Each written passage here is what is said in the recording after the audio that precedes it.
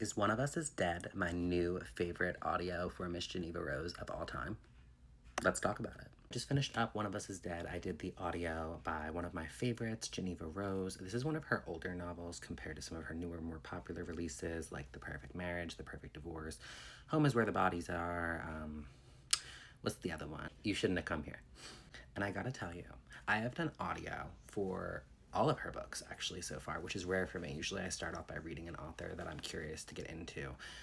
This audio for One of Us is Dead was so freaking funny. It was the perfect mix of thriller, whodunit mystery meets like southern sass and zippy one-liners. I really, really enjoyed this. The antagonist character of Olivia was just a rotten bitch throughout, like evil to her core, but yet she was so funny that you couldn't help but laugh at everything she said. It was a little predictable, but nonetheless, it was such a fun listen that I kept wanting more and more of it, and I was like honestly a little sad when it was over. So if you guys have not checked that one out, I really can't recommend it enough. Mine was on my local Hoopla. I'm sure you guys could find it for sale on Audible or whatever, but I would recommend if you're gonna do that one and you haven't done so already, give the audio a chance because I think you'll be pleasantly surprised.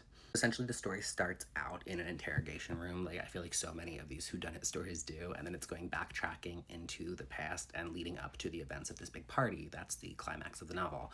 So essentially, you know somebody is dead, you're not quite sure who. To me, it was kind of obvious. But, you know, that doesn't take away from the story for me because, like, it was the journey of getting there that I enjoyed so much. I kind of figured out most of the missing pieces by the end, but yet the predictability didn't bother me as much because I was genuinely enjoying each of the characters and listening to how they got there, if that makes sense. I'm sure it does. But all in all, I really, really like this one. I gave it 4.25 stars. I am now listening to She's Not Sorry by Mary Kubica. This is my second one from her. I did Local Women Missing a few months back and really, really liked that one. So I am hoping that this one lives up to my expectation. If you've listened or read that one, comment your thoughts on it below.